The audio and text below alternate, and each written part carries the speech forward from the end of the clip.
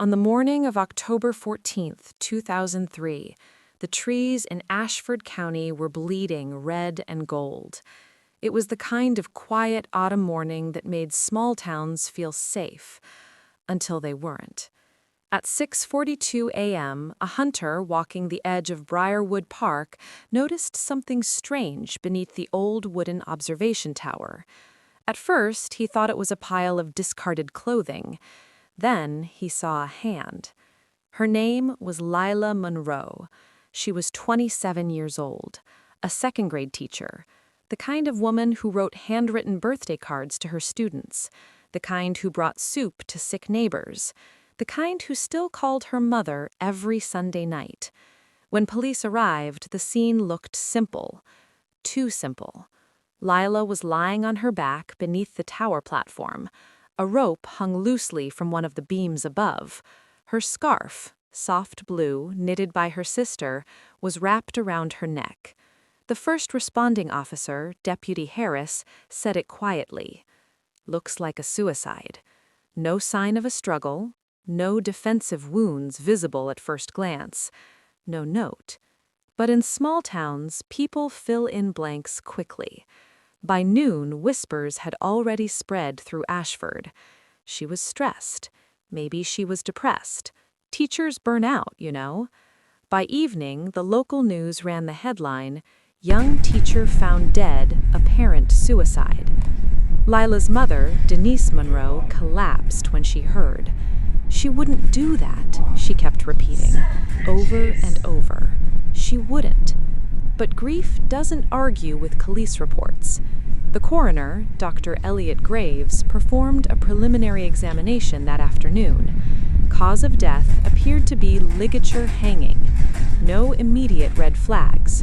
Time of death estimated between 10 p.m. and midnight.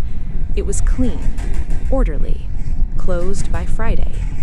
The case file was thin, too thin. But buried inside that file was something no one paid attention to, a small detail, a detail that would sit quietly for 11 years, waiting. In the days before her death, Lila had seemed normal. She attended parent-teacher conferences, graded spelling tests, bought groceries. Surveillance footage from Miller's Market showed her laughing with the cashier. Nothing about her behavior screamed goodbye. Her boyfriend, Aaron Pike, told detectives they'd had a minor argument that Thursday.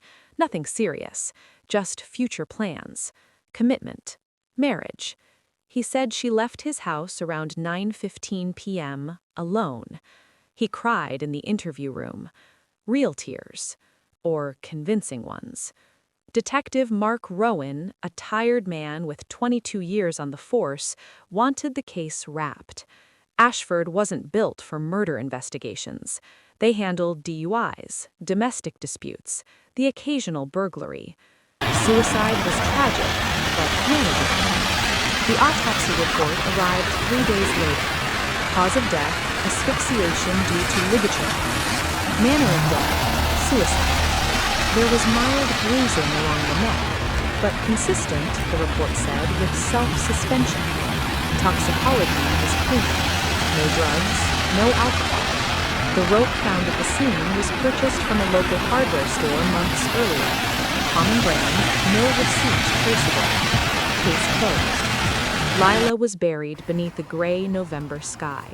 Her mother clutched the casket and whispered, "Tell me what really happened." But the earth swallowed her voice.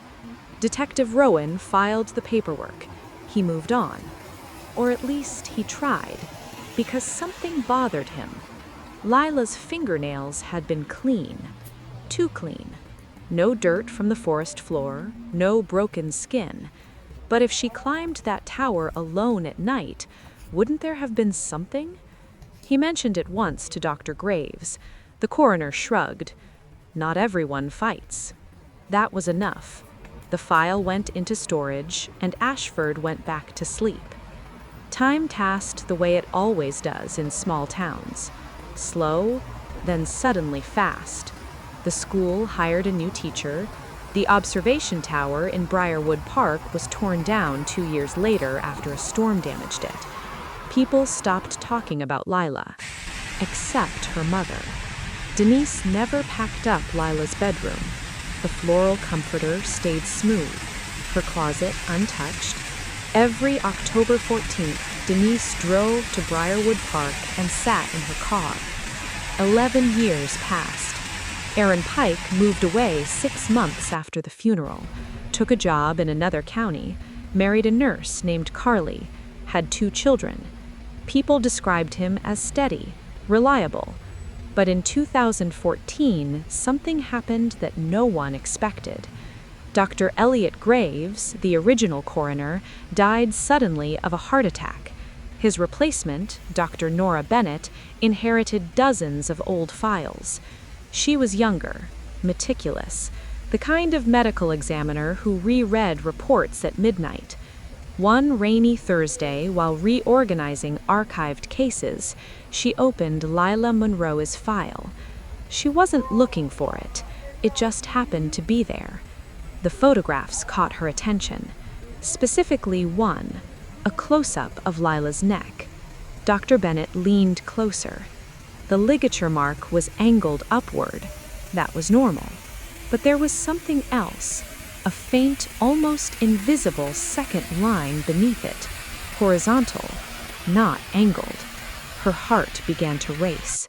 She pulled the evidence log, the scarf, the rope, the toxicology. Then she re-examined the original autopsy notes. Mild bruising along the jaw, small hemorrhages in the eyes. She sat back in her chair. This didn't look like a standard hanging. It looked like compression, manual compression, and then staging. Dr. Bennett requested the preserved tissue samples. Ashford had never destroyed them. They were stored, forgotten, like Lila. 2 weeks later, new microscopic analysis revealed something devastating.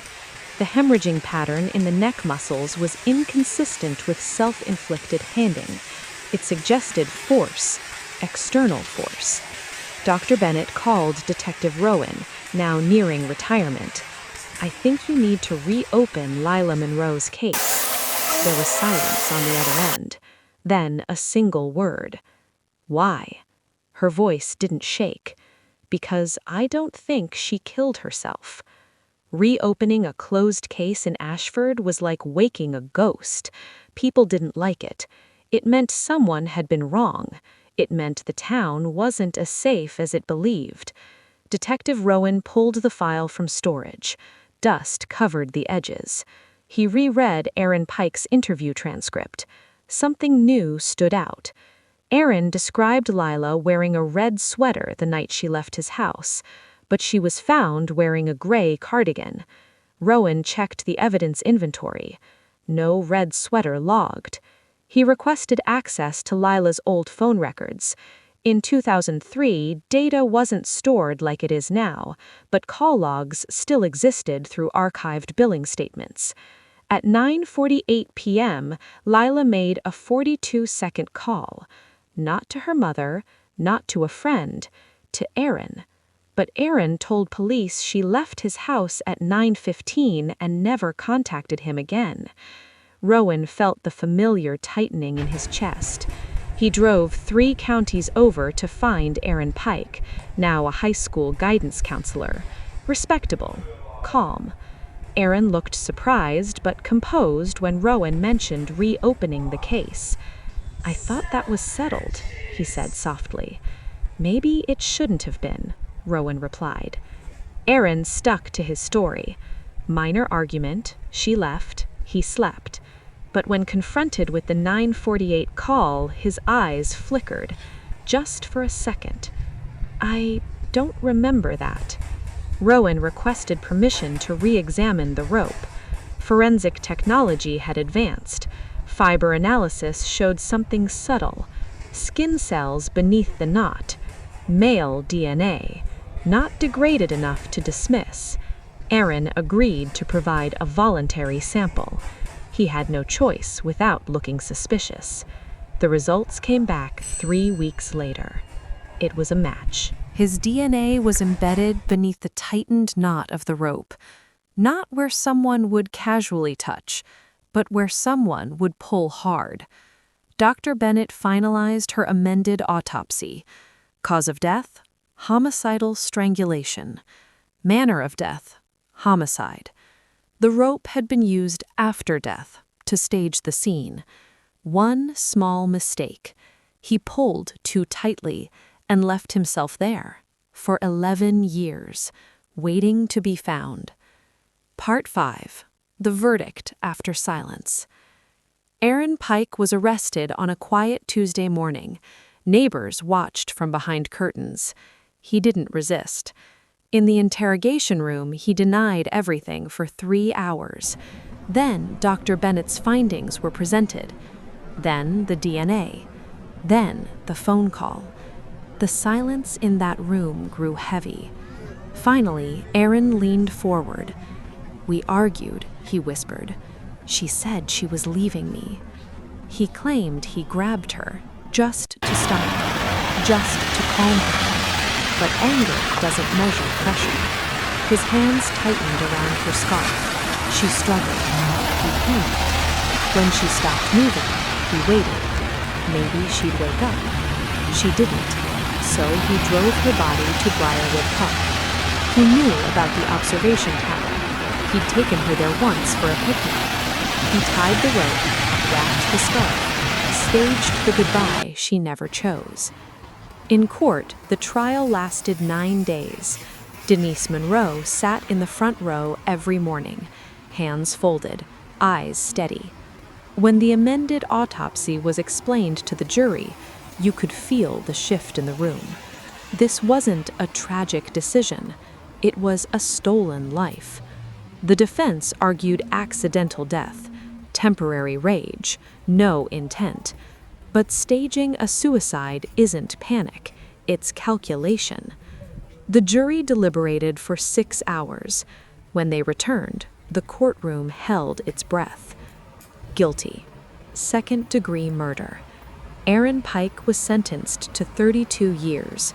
As deputies led him away, he glanced once at Denise. She didn't look away. Outside the courthouse, reporters asked her how she felt. She paused. The wind lifted her gray hair. "For 11 years," she said quietly, "my daughter was blamed for her own death." Her voice didn't break. Now the truth can rest with her. That evening, Denise visited Lila's grave. The sky was the same soft orange it had been the day she was found. She placed a single blue scarf against the headstone. And for the first time in over a decade, she didn't ask what happened. She knew. Ashford County learned something that year. Silence doesn't mean peace. Closed files don't mean truth. And sometimes, the smallest detail, a faint second line on a photograph, a forgotten phone call, a trace of skin beneath a knot, is all it takes to wake the dead. Lila Monroe was never suicidal. She was silenced. And after 11 years, the verdict finally spoke for her. The town grew quiet again, but it was a different kind of quiet. Not denial, not assumption, but understanding. Because the truth had waited patiently. And when it finally rose, it changed everything.